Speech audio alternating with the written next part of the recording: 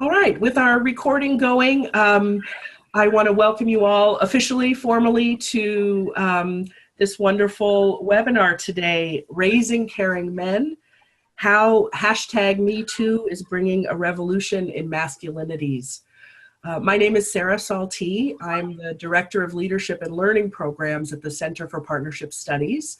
We're just all delighted to have you with us today for this timely and really critically important conversation about where we are at this time in history in terms of shifting meanings and practices of gender, and what we can do to support the kinds of shifts that will enable us as human beings to devote our attention to the things that matter most, our loving relationships, good work, and a healthy, thriving planet.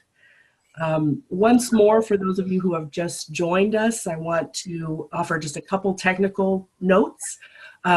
We do have everyone on mute today, so we won't be able to hear your voices. But please do find your chat function and share with us as the webinar unfolds today, your thoughts and comments and questions.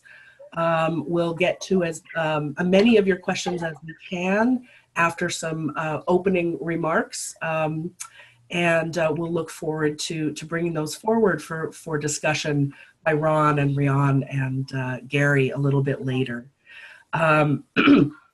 So it's my great pleasure to start out today by introducing you to our moderator for today's conversation, Ron LeGrand. Just a little bit about Ron. He serves on the board of directors of Promundo and is an attorney licensed to practice law in Pennsylvania and the District of Columbia. He's also CEO of the LeGrand Group, which provides consulting services with a focus on gender-based violence, legislative affairs, and criminal justice reform. Ron has co-authored a Domestic Violence Awareness Month op-ed for Ebony, appeared on Prince George County, Maryland cable television programming regarding domestic violence, and was one of several planners and presenters at the recent Band of Brothers event for engaging men in conversations on domestic violence, sexual assault, and healthy masculinity. Ron's career includes 20 years in federal service, including chief investigator and counsel to the U.S. Senate Judiciary Committee and counsel to the House Judiciary Committee, where he served as the lead Democratic counsel of bipartisan congressional staff working group and convened meetings with advocates regarding the reauthorization of the Violence Against Women's Act, Violence Against Women Act, and the Trafficking Victims Protection Act, which were signed into law on March 7th, 2013. So it's my honor and privilege to welcome you, Ron, and let you take it away from here. Well, thank you, and welcome again to all who have signed on to join us. This webinar is a long overdue revolution and conversation, and at the outset, I'm imploring everyone in attendance to resolve now to continue this conversation, to initiate it within your circles and even outside of your circles. Caring men are also healthy men, men who are free of the rigid definitions of masculinity and strength. They are men who are engaged in redefining these terms in a way that promotes true strength, fosters caring and respect, and an ability to be open and perhaps even vulnerable. Caring men are redefining the term man up. Caring men are not afraid to defy and reject notions and behaviors of dominating and exploiting and objectifying women. Caring men are not afraid to show affection and emotion. Caring men will stand up for women, refusing to stand by and simply observe any form of abuse of women and children. Caring men will raise their sons to respect women and girls as equals. When we succeed in raising caring men, we will begin to witness an end to the abuses that have brought us to this #MeToo moment. When we succeed in raising caring men, we will see a decline in the mass shootings that have become too frequent. Witness Parkland, Las Vegas, Columbine, Pulse nightclub in Orlando, Newtown, and too many others. So how do we get to this kind of success? What does it take to shift the culture of masculinity so that caring men are valued and honored? Today, we're turning to Gary Barker and Riane Eisler, two people who have devoted their careers to exploring ways to think about and achieve gender equity, to help us open up the conversation about how we can move forward.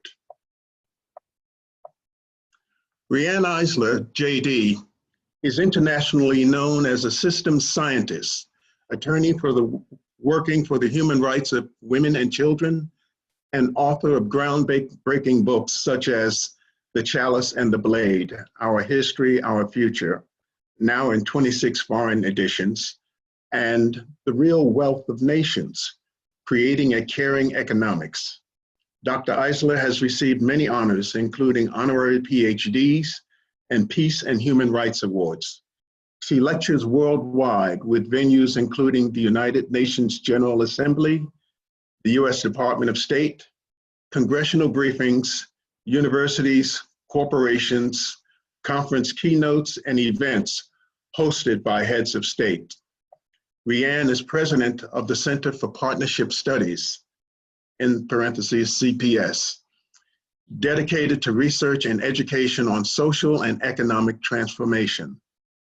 She's co-founder of CPS's Caring Economy campaign, and with Nobel Peace Laureate Betty Williams, also co-founder of the Spiritual Alliance to Stop Intimate Violence, SAIV, and editor-in-chief of the Interdisciplinary Journal of Partnership Studies, an online peer-reviewed journal housed at the University of Minnesota that was inspired by Eisler's work. Welcome, Riane. Gary Barker is CEO and founder of Promundo, which has worked for 20 years in more than 35 countries to engage men and boys in achieving gender equality and ending violence against women and girls. Promundo currently has offices in Brazil, the US, the Democratic Republic of Congo, and representation in Europe. Gary is also the co-founder of Men Care, a global campaign working in more than 40 countries to promote men's involvement as equitable, nonviolent caregivers, and co-founder of Men Engaged, a global alliance of more than 600 NGOs and UN agencies. Gary holds a doctorate in child development. Welcome, Gary.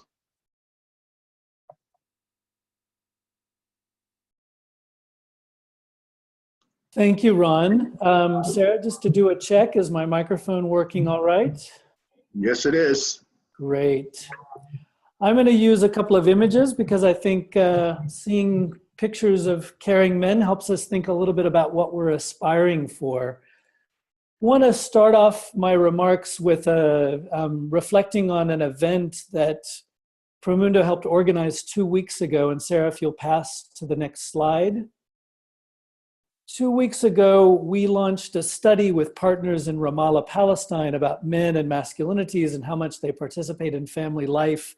And a piece of that was a launch of a photo exhibit of men doing the hands-on caregiving and some quotes from women and men of what their fathers meant to them. And before the event, I was reflecting with a photographer who had taken the pictures, and we both commented on, isn't it strange that we have to call out and call special attention to what men should be doing anyway? That the daily hands-on care of children by men should not be something strange or out of the ordinary. It should simply be normal.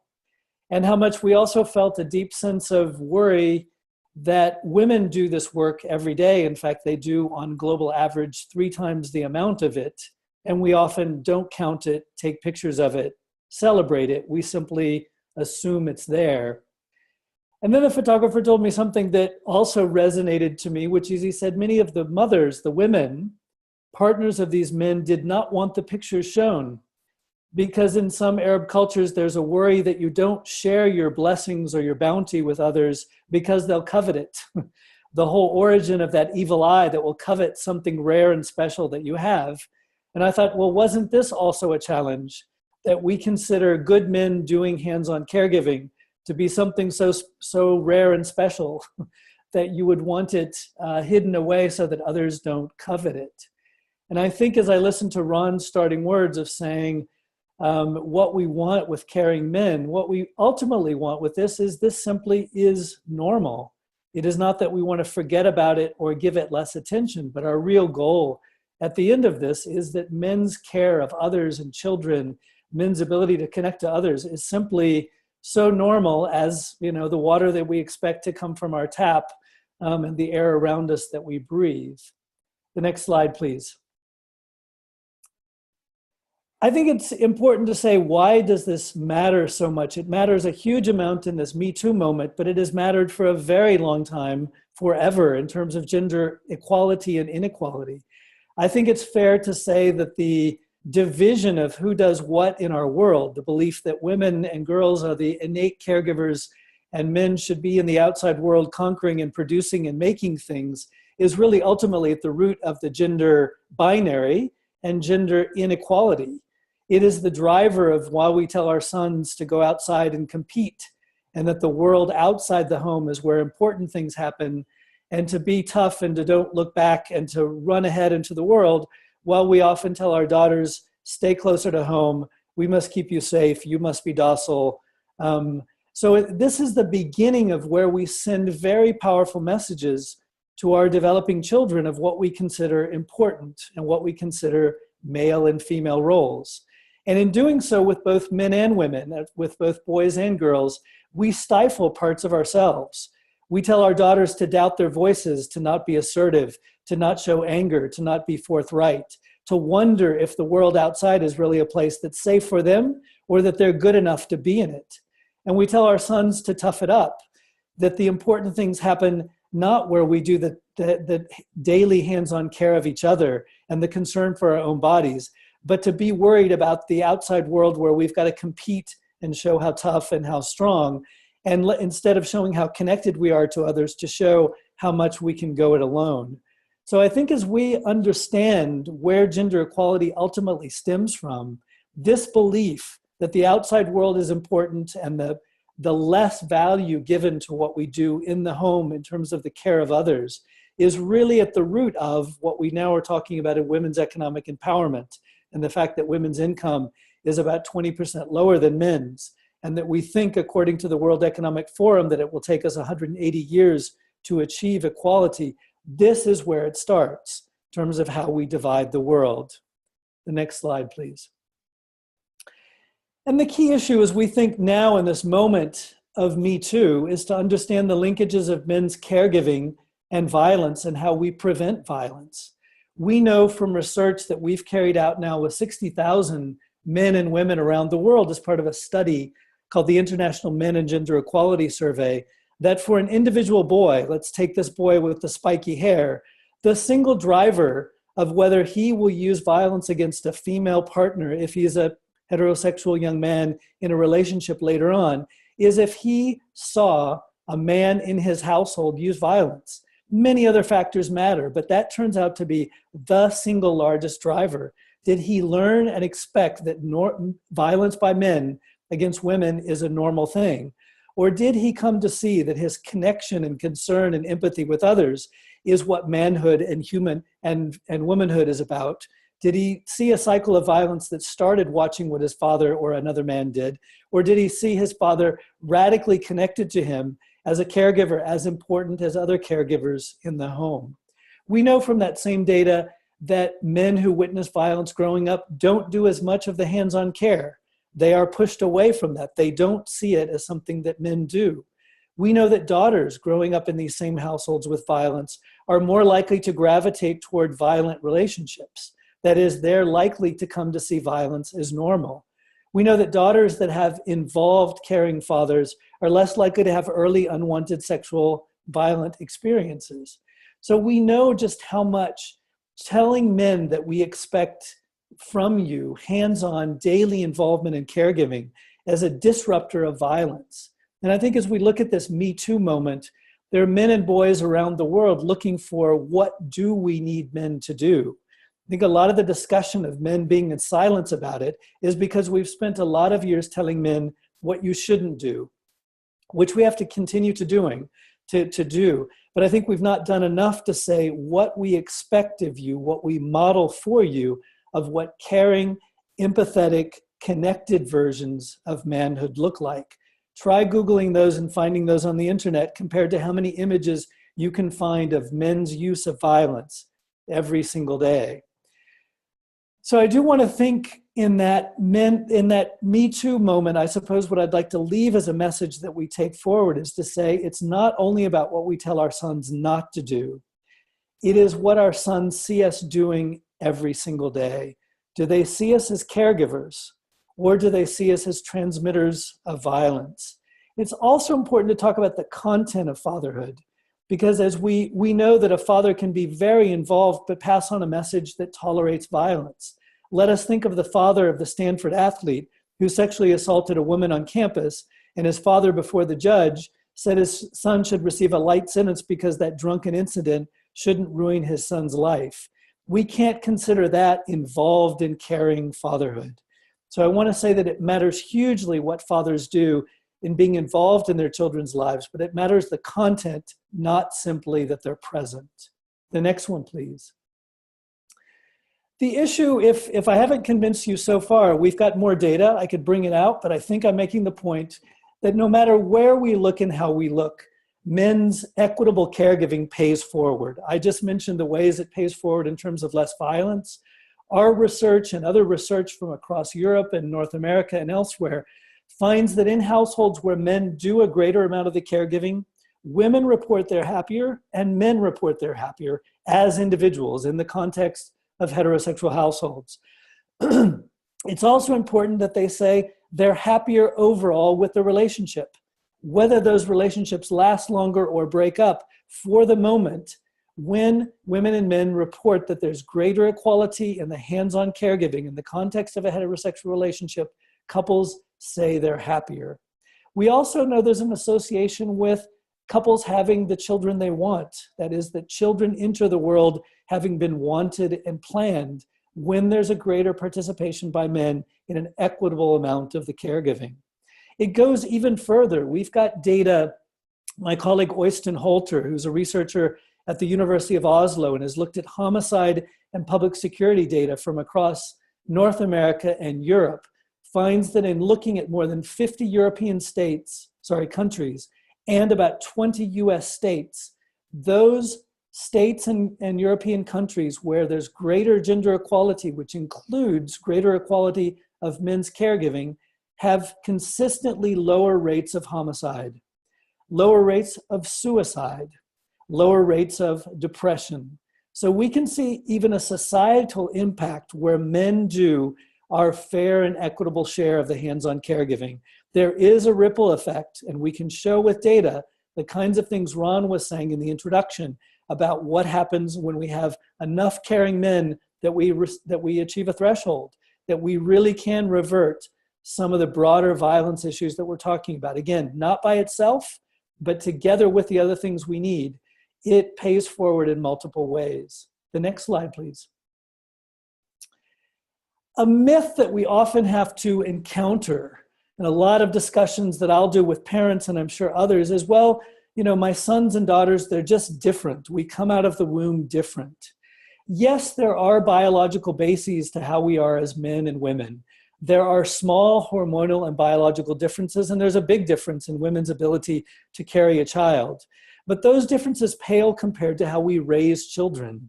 Our biological makeup of men and women leaves us capable for harm or capable of connection. There's an amazing amount of research that's coming out now showing that men who are in close contact with young children, their own or others, have hormonal shifts. We have, as part of our biological makeup as males, we have testosterone, but we also have the hormones that are, we often call them women's hormones or female hormones. that allow us to focus on something close to us, that actually slow down our metabolism a bit so we're focused not on external stimuli, but this young child in front of us who needs our attention. The bottom line that this research is affirming for us, we as men have the epigenetic capacity. That means we have it as part of our systems, our biological makeup, to be hands-on caregivers, and our bodies respond in kind. Just as women raised in or provoked in violent settings have testosterone that can come out. So I think what this points to is that our commonalities as women and men, our biological capacity to be caregivers is tremendous. We are not teaching boys to do something they didn't know how to do. Boys came into the world able to be caregivers. What we often do is beat it out of them. So I think what we're trying to say is this is about giving boys and men back their capacity to care in the connected, loving ways that we absolutely can.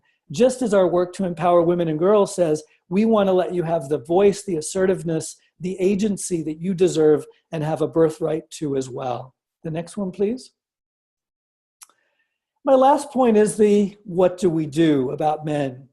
A lot of our discussions with men around Me Too and elsewhere is really about sort of holding individual men accountable or the push toward individual men.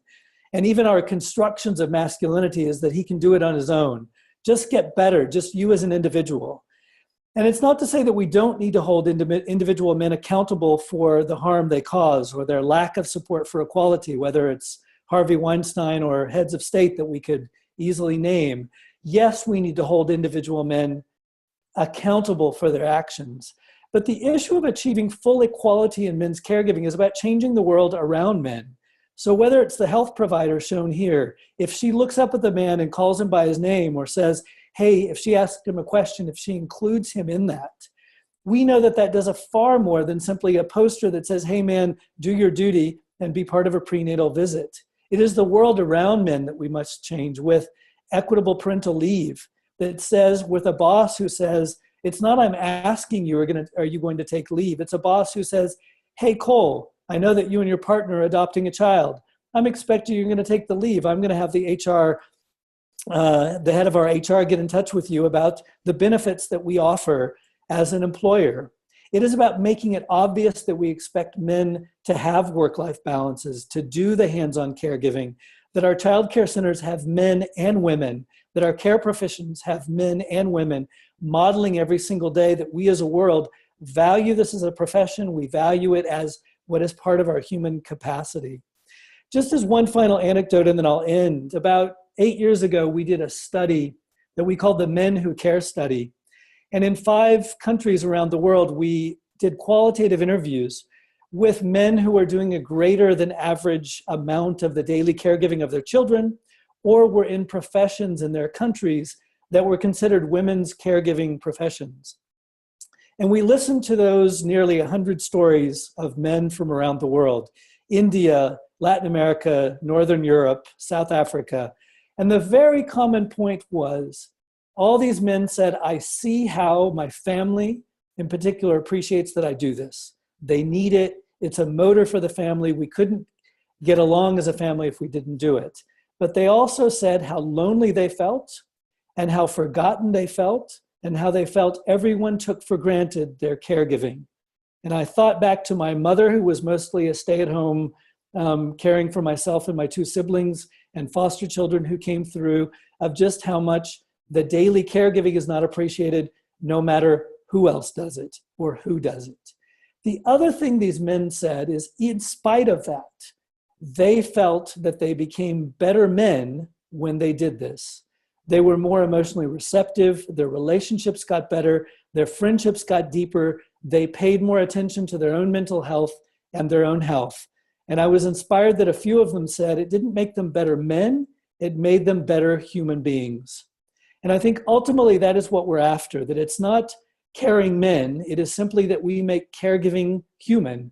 We no longer call it male or female, it is simply what we all need. And with that, I want to end because I'm really curious to hear what Riane has to say about this. Thank you.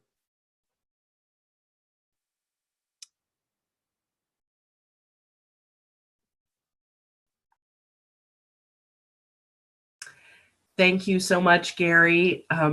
We'll go now to you, Riane. Let me make sure you're unmuted so we can hear you here. That would be good. There you are. Great. Well, thank you so much, Ron and Gary and Sarah. I'm going to take off from where Gary really stopped, which is changing the world around men. And I'm going to propose to you that actually a major way to do that, because everything is interactive, it isn't just these one-way causes and effects, is to really re-examine and leave behind our old gender stereotypes. And I want to start here with a couple of questions, which I think many of you may have asked at some point. Could I have the next slide? Why are boys taught that their identity is defined as not being like a woman, as not being female, in other words, in negative terms?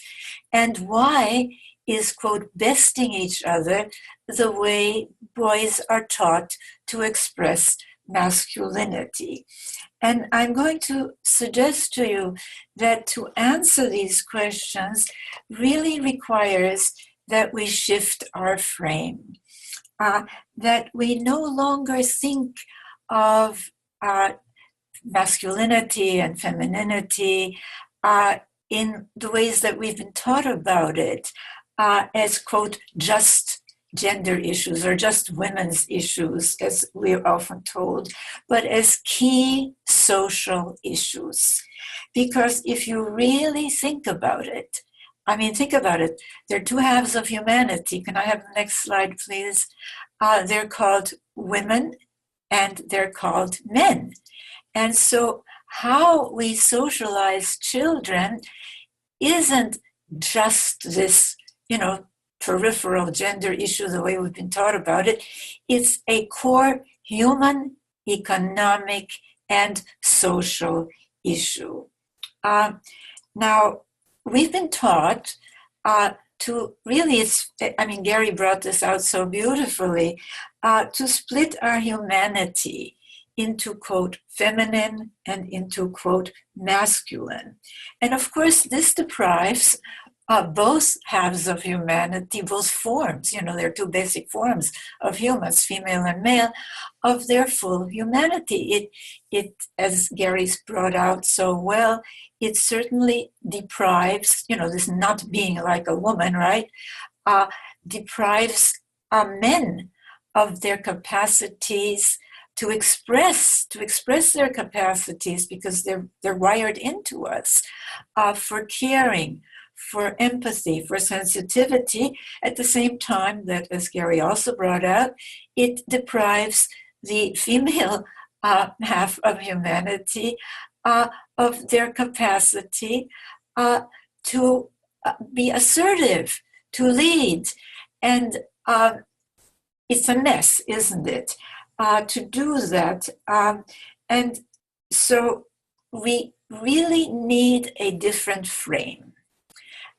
Because in the old social categories, right versus left, religious versus secular, Eastern versus Western, gender just doesn't even appear, right? It's not even part of the conversation.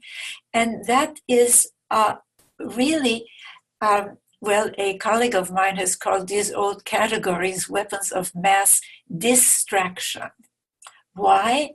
Because they leave out the relationships that are fundamental, parent-child relations, and yes, gender relations, the relations that children first experience and observe, that have such an enormous impact on nothing less than how our brains develop. Now, we can see the effects of this stereotypical gender socialization for, quote, masculinity in our current United States president who is trying to gut all caring policies, who wants to establish institutions that give him enormous power over others, enormous control, who's obsessed with winning, right? With besting others. And yes, who really has expressed quite clearly his contempt for the so-called feminine, for women, and who has also expressed that he sees half of humanity, the half of humanity that really, I mean, that is the twin, the male twin, is just instrumental, as sort of sexual objects. Now, none of this is coincidental. Can I have the next slide, please? And I'm going to suggest to you that the contemporary questioning of stereotypical gender roles is nothing less than questioning what it means to be human, which is, of course, what Gary also brought out.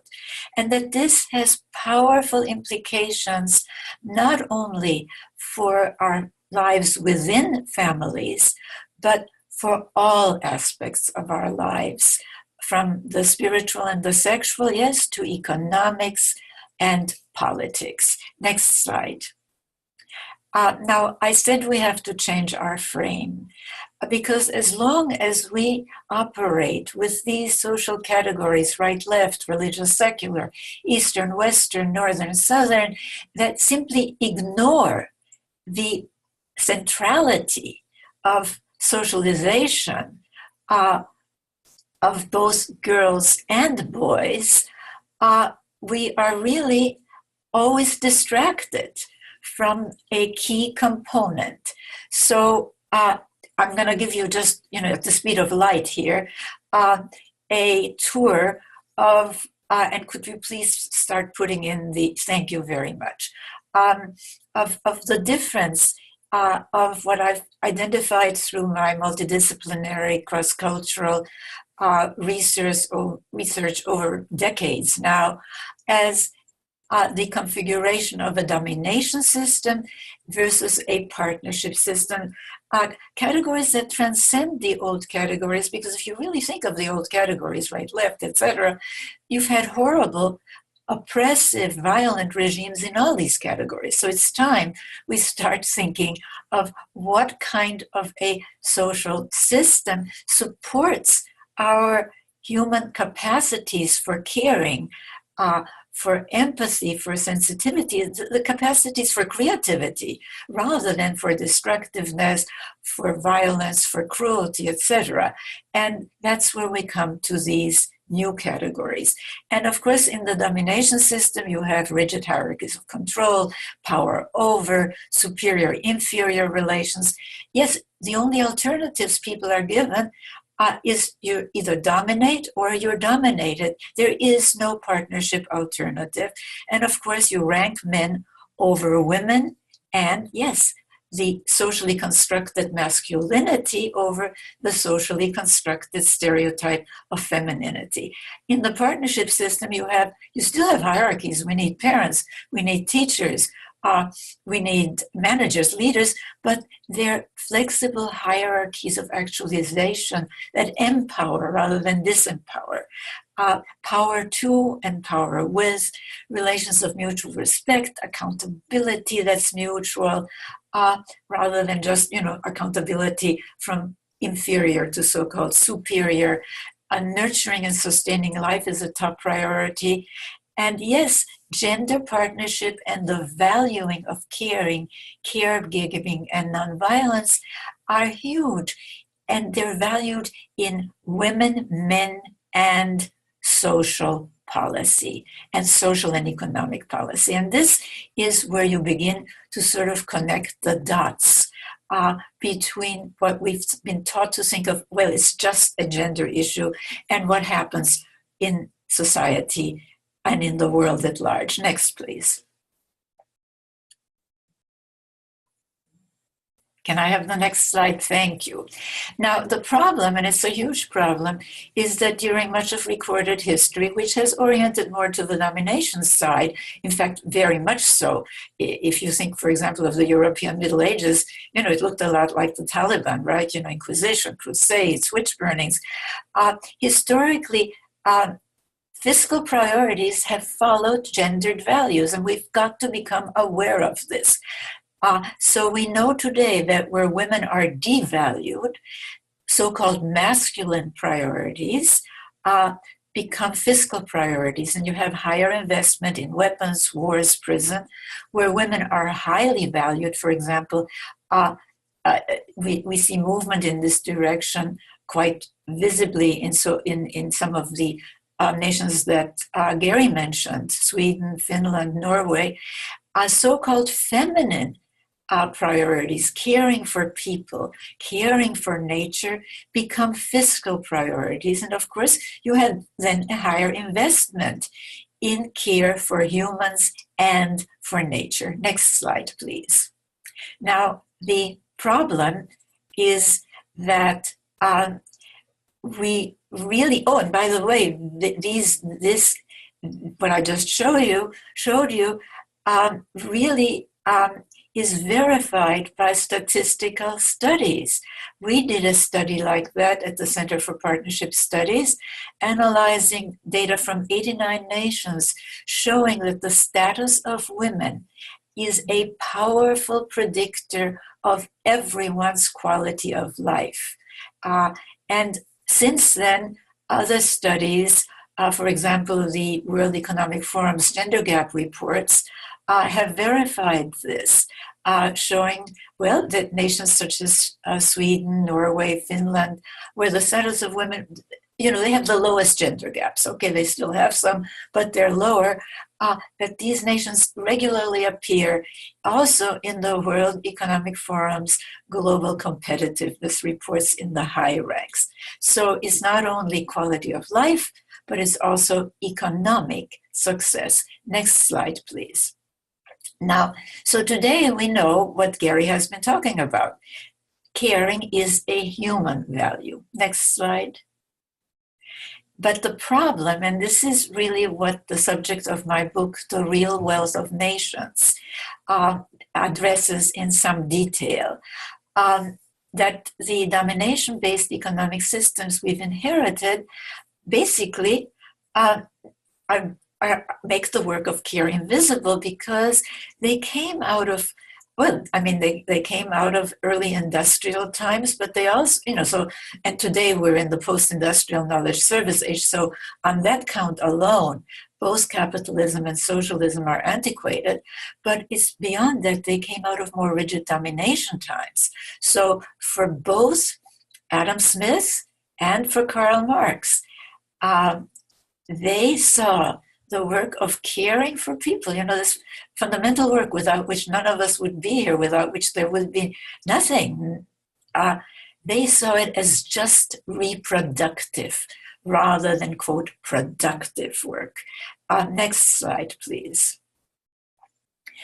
But, we still are teaching this in economic schools today, and I actually want to ask every one of you to begin to really call this out, to change it, and to teach in economic schools what we today know, that there are today empirical studies showing that if the work of caring for people, the unpaid household work of caring for people, were included in the reported GDP, it would constitute 30 to 50% of the GDP, depending on what method you use, whether it's just a market value, and of course, market value of care work is low, or whether it's, if you also take into account the opportunity cost. Anyway, I won't go into that, we don't have time.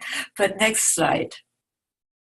So that's why we at the Center for Partnership Studies launched the Caring Economy campaign. And I want to invite all of you to really become active participants in this. Keep doing whatever you're doing, but also focus on gender, focus on how we've had a gendered system of values and therefore an uncaring system of values running, animating our economic policies. And we need to shift to what I call a caring economy.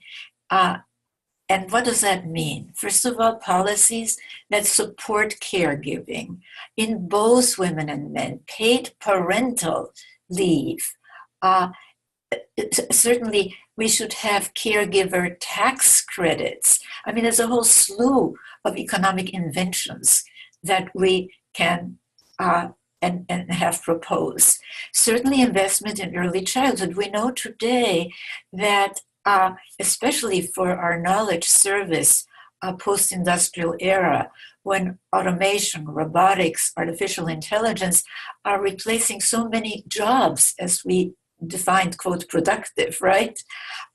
That whether or not this high quality human capital that economists keep telling us we must have in our post-industrial era is or is not going to be produced largely depends on the quality of care and the quality of early childhood education.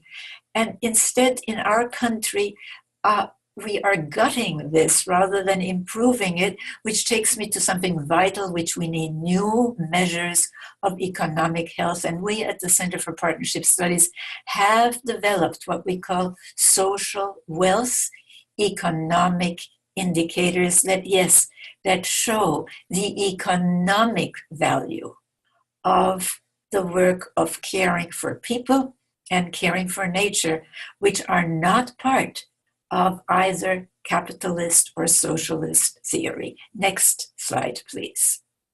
So I want to close with an example of how policy, I mean, we tend to sort of think only of what happens to the individual, and then there is the social, the political, the economic, but they're interconnected, and it's up to us, it's up to human agency to change our social policies. In other words, as Gary said, changing the world around both men and women and children of both genders. And in Canada, just a small change in policy, making it, quote, normal and expected for fathers to take parental leave, not only increased the number of men taking paternity leave, it also increased their daily time in household work by 23%. And this effect lasted long after the leave period ended. So we're talking about enormous personal and family effects. Next slide, please. But we're also talking about enormous social and political and economic effects if we are serious about moving to that more caring, more equitable, more sustainable future. We cannot keep splitting off gender from the importance, quote unquote, stuff. So I invite you to learn more from these two websites, from reading, and for understanding what we started with, that these so-called gender issues are key social, political, and economic issues. I thank you.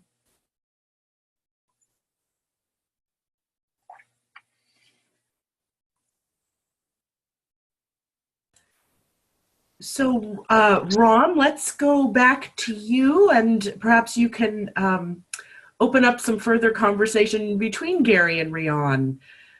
Yes, and thank you, Sarah, and Riane and Gary. How do we make these big ideas, these awesome ideas that you've shared, how do we make them work? How do we put them into practice? Are you asking me? I'll go first. Yes. I think we are putting them into practice. I think the work that Gary and Promundo and the so-called men's studies and the so-called women's studies, which it's kind of ridiculous because we didn't even have those until just a few decades ago. We are moving, but we're moving much too slowly. And one of the ways that I see from my work, from my research, and from my activism, and from traveling all over the world. I mean, I just came back from Chile, speaking at a conference there about the future, sponsored by the president of Chile, who happens to be female, Michelle Bachelet. I mean, she's going out now, but she's done tremendous work.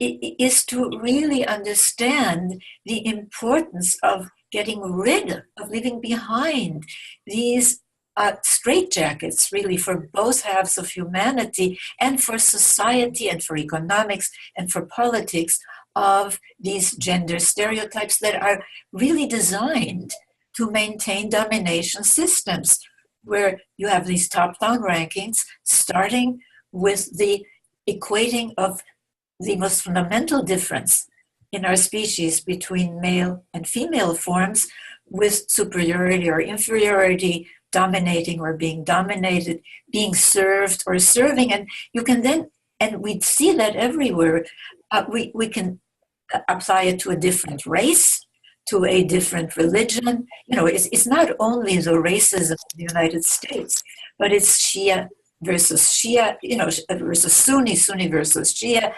It's a product of the domination systems, and gender stereotypes is something we have to really focus on changing.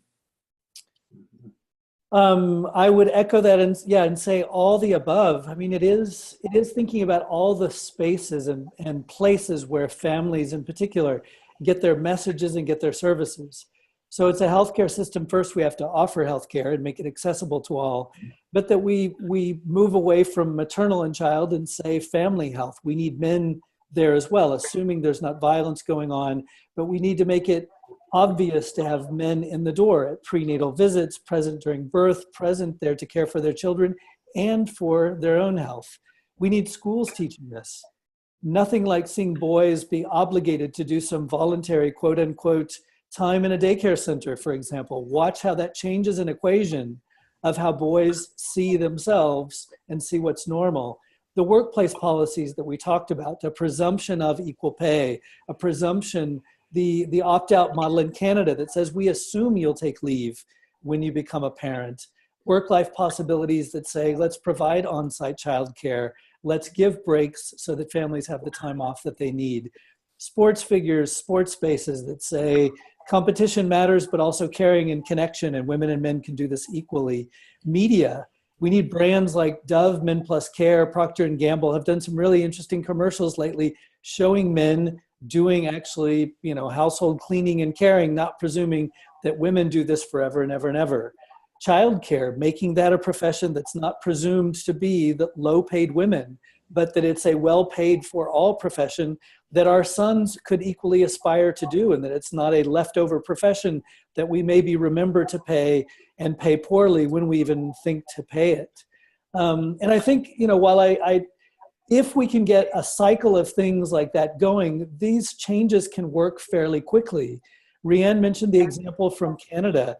You know, this is not really tough to nudge men toward doing things that bring them immediate benefits. Happier, longer, healthier lives when men do this. Families get it, children thrive. So I think if we can get it going in enough places, intensely enough, it starts to show benefits pretty soon. And for those who are politicians thinking about votes, watch what's happening in Western Europe, particularly the Scandinavians or the Nordic countries, where even if they move to the right, no one is proposing taking away paid parental leave that is, at least on paper, equal for mothers and fathers. So I think, you know, a couple of wise politicians might also look and say, fancy that, families actually like these services and they'll vote for me if I offer them. Well, and I like that. I second that. Yeah. You know, you mentioned media, which I think is one of the very important messengers, if you will, in our society. And you talked about advertisers. What about the motion picture industry, the recording industry? How can they help facilitate the change in attitudes and behavior? Yeah. I think there are interesting places, the Gina Davis Institute, Common Sense Media. There's certainly a lot of conversation lately with the Oscars and the BAFTAs and the rest of where is women's representation, where's the representation of different minorities. I think we are hyper-tuned as we should be for looking at women's voices and full equality for women in such spaces. Gina Davis likes to say, if she can see it, she can be it. I don't know if we're doing as much that says, if he can see it, he can be it. So that there might be fewer terminators and a few more childcare workers and involved fathers who aren't the butt of jokes.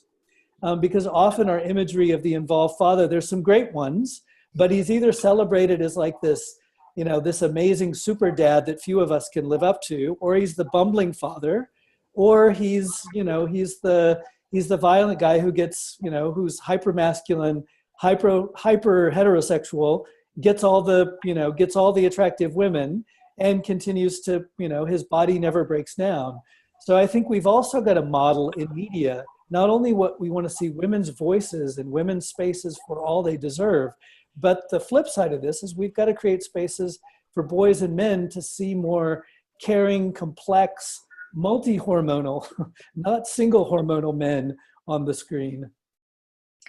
And I want to add to that the trend to have sort of female superheroes who basically become, they take over the male masculine stereotype is not the answer. Yeah. I mean, what you're talking about is fundamental, isn't it? And we come right back to it. What kind of values? What do we really value? Ron, let me turn a question to you.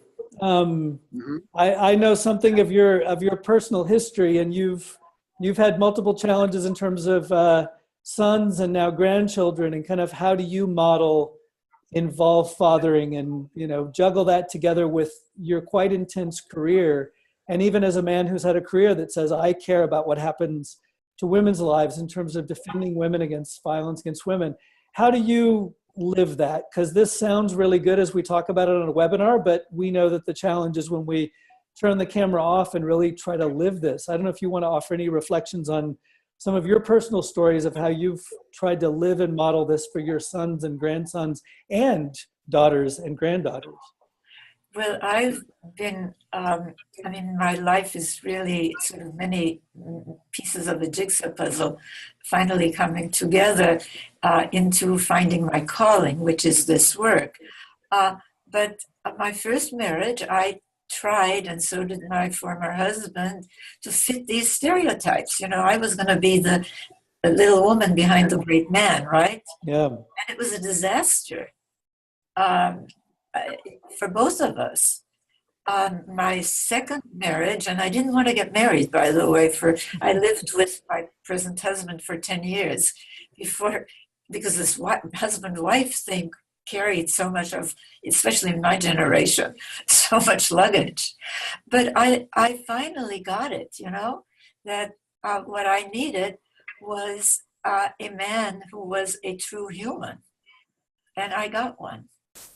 And so I've been very, very blessed with David Loy, my husband, who, by the way, is deconstructing Darwin, showing that Darwin has been interpreted as this 800-pound gorilla for the domination system, whereas actually in his work, well, why don't you pick up a book called Rediscovering Darwin, and you can find out about it. But it's hard. It's hard to model. I think that what we do model, both my husband and I, are two people who intensely love each other, who are very caring, who have warts and all, and faults, and who don't do everything completely the way it should be done, but who can also both have their calling, their work outside the home as well as their work in the home. And I think that is a very, very important thing for both boys and girls to see. And of course, to see a caring man. like my husband, I think is very important also. But my grandchildren have been blessed that their fathers too are caring men. All right. And so, uh, you know, but it is like swimming against the tide. Yeah. And that's why we have to change the tide. And the tide are how we think about gender and the kind of policies we have. Elevating paid parental leave is not, well, we'll think about that after the more important things, realizing that it is a very, very key, important thing in terms of a more humane and sustainable world. Yeah. Ron, LeGrand, you also live these issues every day. Would love to hear your story on these challenges with sons and grandsons and the like. Thank you, Gary. Yes, like too many men, I grew up without my father. All right, I didn't have that role model. I didn't have someone to show me how to be a man, how to be a father, how to be a parent. All right, and correction, I had my mom, and I have to give her all credit and recognition for that, because too often there's the belief that a woman, a mother, cannot teach a boy how to be a man. And that's not true, and I believe that I'm living proof of that. My 6 sons will tell you that their father's first commandment is, "Thou shalt respect thy mother." And it's based on the belief that as long as you do that, you will treat girls and women in your life with respect. And so all of my sons, who are now adults, 2 of them are fathers. 1 is raising 3 of his children as a single parent, 2 sons and a daughter. And he is giving them the love and caring and nurturing and affection and support that I celebrate. I'm proud of him. I'm humbled by him and what he is doing. Having just turned 31, his oldest child just turned 12. My granddaughter just turned 10. And the youngest child is still 4. My son Brian is raising all 3 of them. My son Aaron is married and raising his son, and they are doing a fabulous job. Raising my sons, I taught them there is no such thing as women's work. You do the work around the house. Each one of you had a chore. I love cooking, and I taught each one of them how to cook, and they are very good cooks. My oldest is a chef at the University of Vermont Hospital. They are fantastic men. And they understood early on that there's no shame, no dishonor in showing love and caring and affection. To this day, when we get together, there's an embrace. And there's this neighborhood of guys who grew up with them and who have each individually been adopted by me. And so they know when we see each other, it's like, don't just stand there, get over here. There's an embrace, okay? We're talking about men now who are in their 30s and early 40s, who are not ashamed. Some have become single fathers, unwed fathers, and they made the right decision to be present, not only financially in the lives of their children, but actively as caregivers. That's how we do this. We model the behavior. You know, it is be the change that you want to see in the world. And that's what we do. That's what my sons do. My second youngest informed me 2 weeks ago that he and his fiancée just learned that they were expecting. And it was a bit of a surprise. Now, he is not my biological son. His mother said to him, "Be a better father than your biological father was." And he said to me, "Dad, I'm going to be good to my son, to my child." And I told him, you begin being good by treating your fiance with love, support, and respect. Because what you do will be communicated to that child that's in her womb. And you enhance the chances, the opportunities for that child to come into this world happy and at peace. Yeah. That's when it begins. I could go on and on about my sons, but I won't. I'll spare all of you that. Thank you for sharing that. Thank you so much, Ron. That's so beautiful. It made me think of what Gandhi said. Let's not mistake for normal what is habitual. And we have to leave some bad habits behind. That's what this all is about. Habits of thinking, habits of acting, and it can be done. And you are an exemplar of how to do it. Thank you. Thank you. Ron, did you have some other other questions for Gary and Riane, or shall we move to taking some questions from our attendees, our wonderful participants? I've seen a bit of chat activity. I think we should open it up to our attendees. All right. Well, thank you for your great questions and for sharing your story. So just a reminder to everyone that I've been actually capturing questions as we've gone along that have already come up in the chat, but please don't hesitate to add to that list.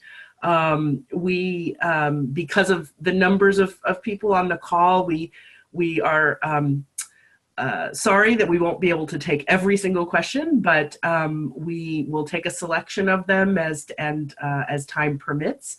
And really look forward to addressing the questions that you all have been raising along the way. I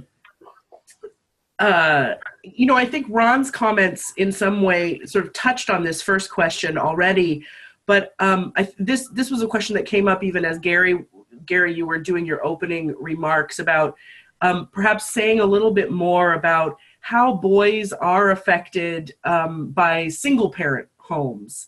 And Ron's personal experience sort of spoke directly to that, but is there more that you could add to that question, given the importance that you've placed on men modeling caring, assuming that most single parent homes are headed by women?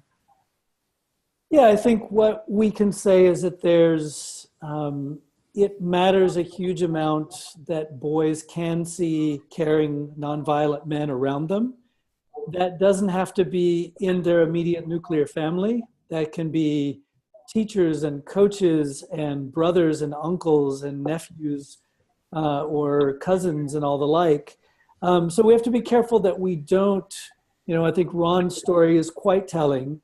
And I remember doing some of my first doctoral work in Chicago, and a young man, when I asked him who did he look to as his male role model, and he said, my mom is my male role model. I think we have to be careful that we don't reinforce the binary with some of this. But yes, it is common that boys will look to, so what does it mean to be a man? And if that seems unsure, the most salient, loudest voices out there will be the ones. One of the reasons we think from a developmental point of view that 3-year-old, 4-year-old, 5-year-old boys love to run around in capes as superheroes is that as a 3-year-old, 4-year-old boy, you're kind of told that, well, you see that everybody's bigger than you. And you look around and think, oh, I see that those who are bigger get their way. They show their dominance over others. So I'm going to pretend that I can be one of those little superheroes as well. Girls may do that, but that seems even more something we build into boys. So it matters that we help boys with some icons and some models and some references that are male and in positive ways. In the long run, as we get older, we come to see that those differences become somewhat less important in terms of how we define ourselves. Mm-hmm. So I think it's important that, yes, boys do have the chance to see folks who call themselves male and that they can find those positive connections in themselves, not just based on competition and domination. But I think it's also true that we want boys and girls to kind of see that it's only a piece of our identity is whether we're male or female or of another sexual orientation or gender identity. That in fact, bigger things are we good at a particular skill? Are we contributing to the world? Is it some cultural skill that we're good at? that I find that as I get older and that, many individuals that I look up to, that male and female become less important for their identity and lots of other things matter more. So clearly that's not where a lot of 4-year-old boys will be or a lot of 14-year-old girls, that we do need to reinforce positive ways of being male and female. But over the lifespan, I think we want to help all adults feel like it's more important my humanity than my masculinity, or my humanity than my femininity. So yes, it matters, but let's not overplay it. I would agree with Gary, and go on, Riane. No, I was going to say, I so agree, because we're right back to what I was talking about, which is being human, which is being a complete human that encompasses both the positive qualities of masculinity. Assertiveness is supposed to be masculine. Well, it's human. Women can be assertive without being called ball breakers and all of that. But I think that there's a piece we need to understand in terms of what I've studied, which is social dynamics, psychosocial dynamics, which is that only as the status of women rises can men embrace the so-called feminine. That this is a transitional period where we have to, like in the Nordic nations, women are half of the national legislatures.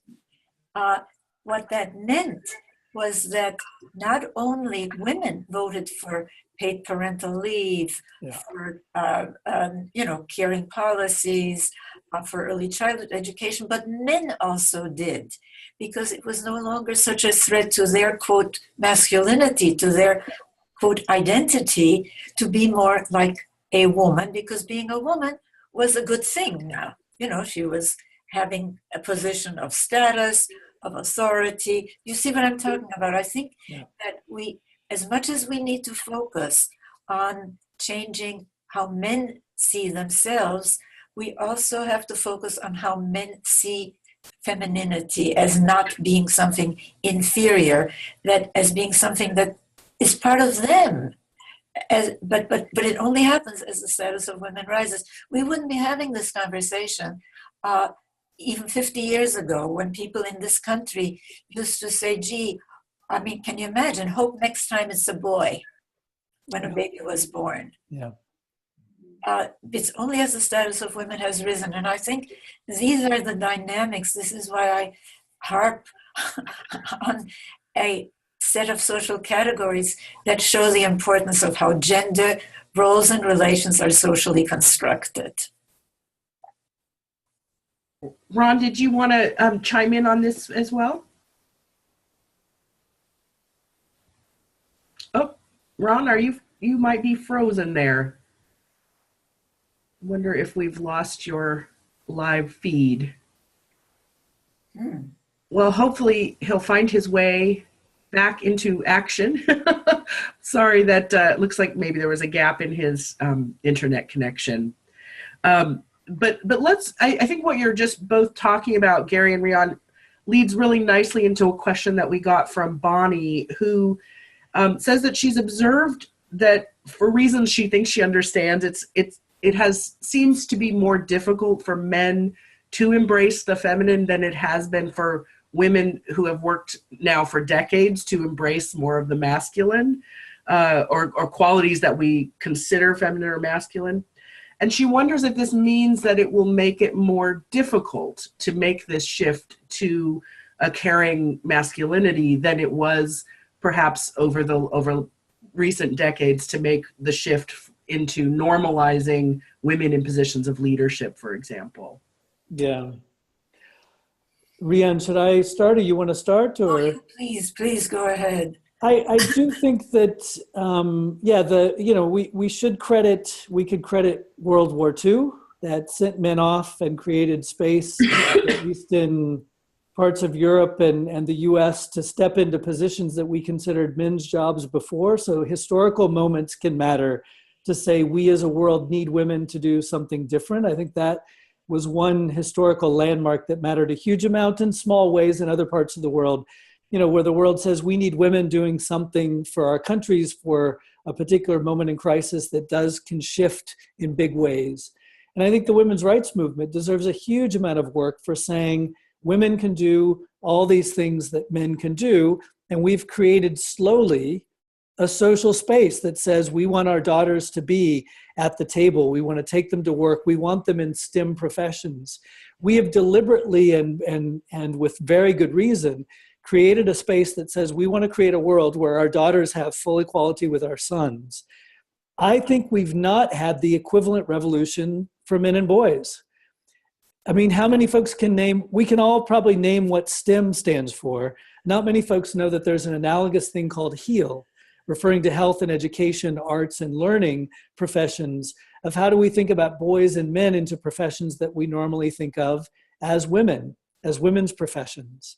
How have we created spaces where we've got Wonder Woman? Do we have the equivalent of, a man being a super hyper-connected, caregiving, empathetic individual? I'm not sure if we do, if it's made the airwaves the same way. And I do think as long as we continue to measure masculinity by performance-oriented, by I'm a provider, I'm a worker, and everything else is secondary, it becomes really difficult to say other things are just as important to be a man. So yes, I think in some ways the standards that we hold masculinity mean that it is tough for men to move into that space. And we have a whole slew of language and words that go far beyond kind of the tomboy equivalent for girls who transgress the norm. They really are kind of stripping boys of manhood. You're not a real man if you don't do those things. And so I think we've got a lot of work there to create that space for boys and men that say, this version of manhood is really stuck and we've got to bust it open.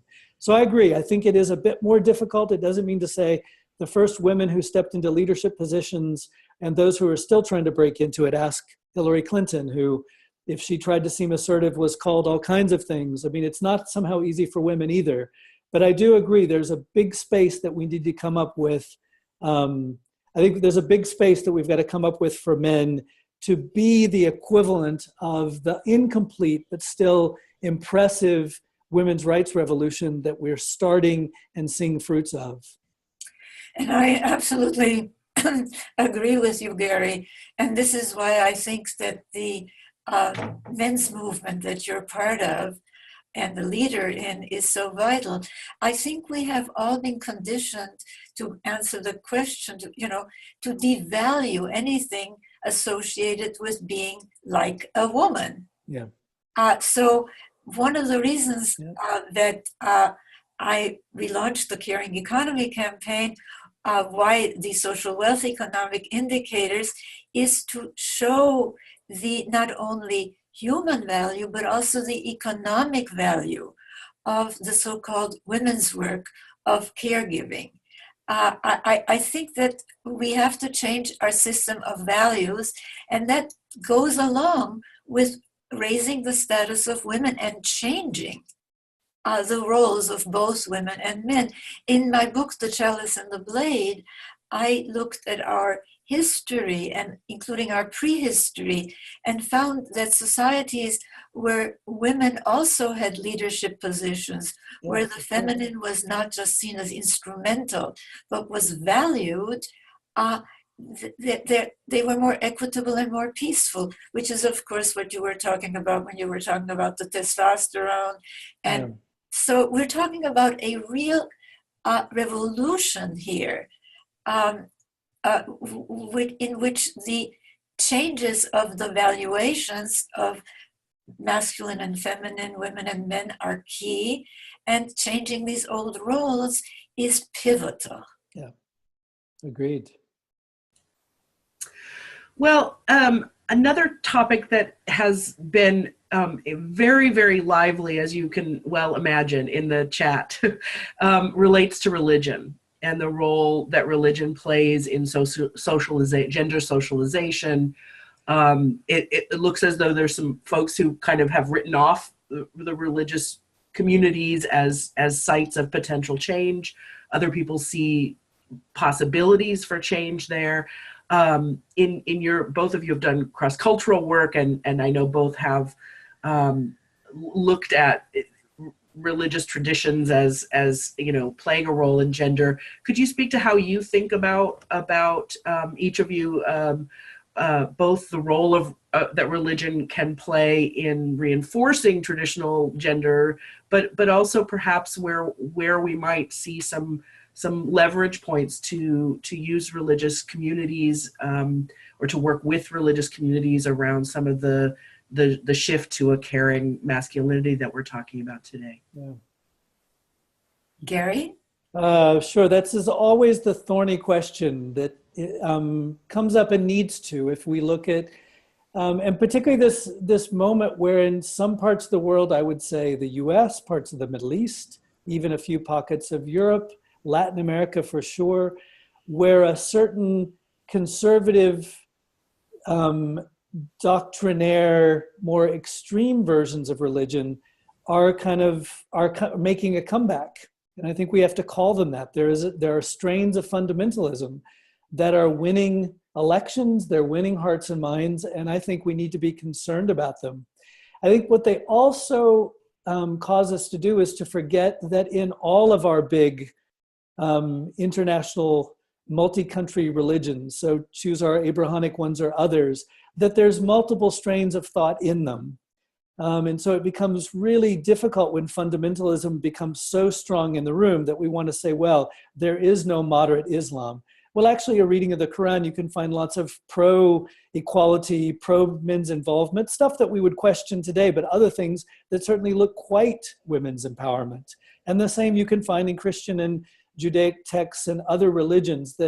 So I do think the first thing that we try to do, and perhaps it's an act of desperation in our work in some settings, is to say that with most fundamentalist views on large religions, there's not really much discourse and much conversation to be had. But if we can find and connect to the more moderate, diverse voices that exist in these religions, we can often find common concern about our humanity, about empathy, about care for the other, as having roots in most religious traditions. It's not easy, but I think that really to be, an optimist is to say, we can find religious leaders who say violence against women is not okay. That equality and inequality and domination of one is not really what we meant, and we're willing to say that, even as there are other aspects that we don't agree with. But I think the most obvious piece is to find the moderate and sometimes progressive and alternative voices that exist, and that often whose voices are drowned out as fundamentalist approaches or views take up more and more of the airwaves. And I'd like to add here that I think that here is where the lenses of the partnership and domination configurations can really help us sort things out. Yeah. Because if you look at so-called religious fundamentalism, it's domination fundamentalism. It really is about very rigid, male superior, female inferior, always a top priority. It is about a theocratic, top-down control. It's about holy wars. I mean, these are elements of the domination system. The book that I would really highly recommend is the book that I wrote called Sacred Pleasure. The subtitle is Sex, Myth, and the Politics of the Body. And I really think that you can find that one of my dreams has been that religious scholars from all denominations would get together, use these templates, look at the scriptures and sort things out. Because right now it's just like the partnership teachings are there in all of the religious traditions, but then there's this overlay that happened during domination history of all of these teachings, like you should beat your wife in the Quran, or, all of these things that really are reflections of domination customs and beliefs. Yep. And I see that Ron is back, thank goodness. Hi. Hey, Ron. Hi, I'm sorry. I don't have video, but at least I have audio. You do have video. Oh, I do? No, Okay, great. his video is frozen, but we do hear we can you. hear your It's voice. great. Oh, Great. Okay, great. I had to call in on my phone because something happened with my laptop. Yeah, I'm afraid You got dropped. Speaking of video, I seem to be in the big video, and everybody else is in the little video. What? I don't understand how that. There, Gary. Hello. Now you get center stage. I like that.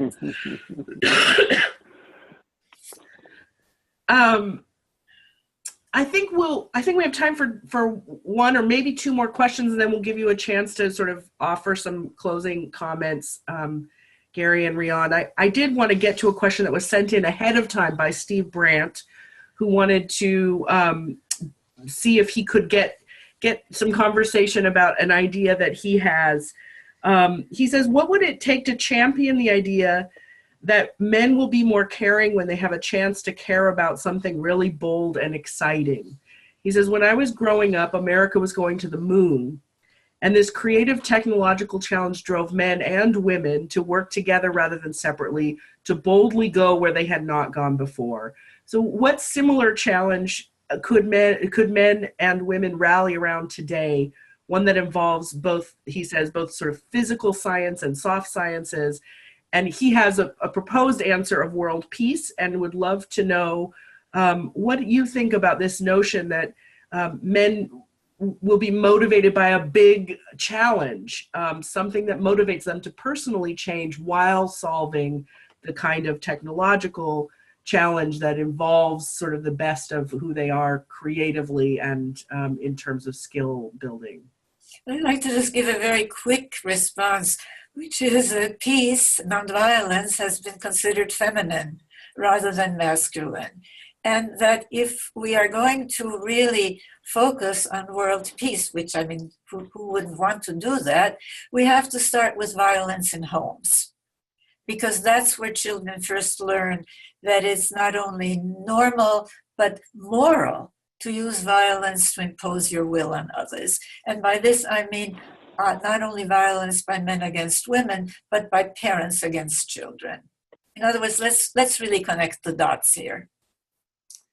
Sarah, I get goosebumps and spend sleepless nights thinking about that question of how do we, because I think an ethic of care is not simply caring about those around us in our nuclear extended families, because I think that can turn into nationalism and tribalism and all the rest. So I do think, how is it that we help our daughters and sons have a cause like that we know what the vacuum looks like and what kind of causes that young people get sucked into if there's not something big like that? I confess that maybe the last moment that I felt particularly optimistic on the planet was about 9 years back when Obama was getting the Nobel Peace Prize. And I was dreaming, I wonder if he's going to use that as a moment to say the biggest cause on our planet right now is the planet, is whether our planet survives, and whether he was going to put the might of the US as the wealthiest the wealthiest country on the planet toward cleaning up and really galvanizing a youth moment. Sadly, that didn't happen. Something called the Afghan War continued on and continues on this day. That's not only his fault, that's much bigger than that.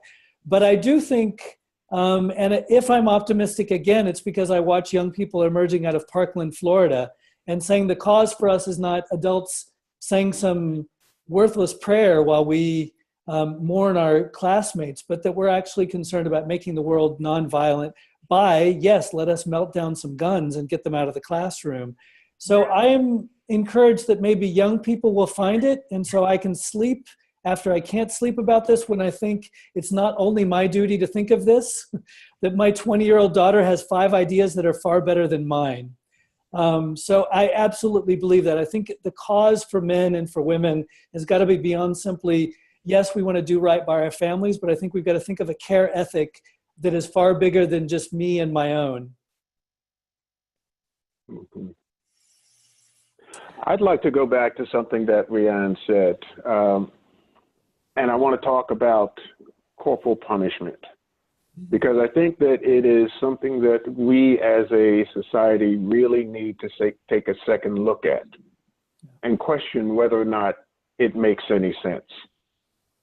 What our children too often are exposed to is violence in the home perpetrated by someone who professes to love them. Yeah. And so they're taught that sometimes in that love, there is this act of violence. There is harm that is inflicted. And I don't think that we've given enough thought to understanding the confusing message that we send. Love equals pain equals hurt. I think we've got to change that dialogue. I think we've got to really question ourselves as parents and understand the lessons that we're teaching our children whenever we inflict corporal punishment upon them. Yeah. Thank you so much, Ron, for saying that. And I again, I want to go back to Sacred Pleasure, to this book, because this confluence of caring not only with pain, but with coercion is a terrible thing. And we have to do just what you said. So we have just about 3 minutes or so remaining in our time together today. And I just wanted to offer Gary and Riane some final moments to sort of let us know what you would like for us to carry forward in terms of next steps, that action that we could take, or just direct us toward the resources you'd most like to steer us toward, whatever you'd like to do in your closing moments here. And maybe Riane, let's switch it up and perhaps have you do that first, and then we'll go to Gary. No problem. Well, I have devoted my life to really showing what we've been talking about, that we cannot change the world to be a more caring and, yes, less violent place unless we look at socialization of both boys and girls. And so I want to invite all of you to be part of the Caring Economy campaign. Why? Because it's only as we really show the value of this so-called feminine work of care, of caring, that we will have a different system of values, not only in our homes, but in our larger social and planetary homes. And that's what I want to leave you with, is use your agency in all areas of life. And as Gary so beautifully put it, yes, change the world around men, and I would add women around boys and girls. Maybe just a final comment. I come out of the child development field, and we ask that question, what is it that children need to thrive? And thrive means individual level and community level and collective level. And one of our gurus in the field, Yuri Bronfenbrenner, who came up with the ecological model, he said children need at least one adult who's crazy about them. And crazy in the sense of putting their interests ahead of putting the interest of the child ahead of their own. And I think as we enjoin men to do more of what many are already doing, it's not to set fathers as somehow special. We are average, daily necessary caregivers. And I think as we talk about and call out the need for caring men, it's thinking about caring men as fathers, as part of all other caregivers, multiple caregivers, not just nuclear heterosexual households. We're talking about all kinds of caregiving. And to ultimately realize that it's not about holding fathers up as somehow the magic caregiver who wasn't at the table, but to say we need all kinds of arrangements of caregivers caring for our elderly and our elderly caring for us, that it's not just in that narrow, rigid view of fatherhood that we're talking about. So as we try to help men develop this nascent and amazing ability to care for others, let's break it out of the box in all ways and say, yes, we believe men can do it, and we become more human by doing it. We don't lose anything. In fact, we only have to gain. Riane, thank you for your comments, and Ron for your words of wisdom and example along the way, whether from corporal punishment to living this, to how to raise loving sons. Yeah, thank you. And Sarah, thanks for moderating us and keeping it all together. And I want to also thank all of you, of course, Gary and Ron and Sarah, and all of you who came to this webinar. I think together we can change the world. The world is our cultures, our stereotypes, they're human creations. And we can change it. Thank you, Sarah, Yes, Gary, we can. Riane. And I renew the challenge that I issued at the very beginning, that everyone on this webinar resolve now to continue this conversation. Don't let this be a one-time conversation. Continue it, share it within and without your circles. Well, that is a perfect closing for today. Those of you watching can expect to receive a follow-up email within about 24 hours with a link to the recording of this that you can share with your friends and colleagues as part of the work that Ron has challenged us to do in terms of making this just a starting point of this broader conversation. We thank you for your excellent questions and comments throughout. If we had 3 times as much time, we would never have gotten to as many wonderful questions as you all were posing. So thank you so much for your engagement. We wish you well in the rest of your day and the rest of the week to come. Thanks so much.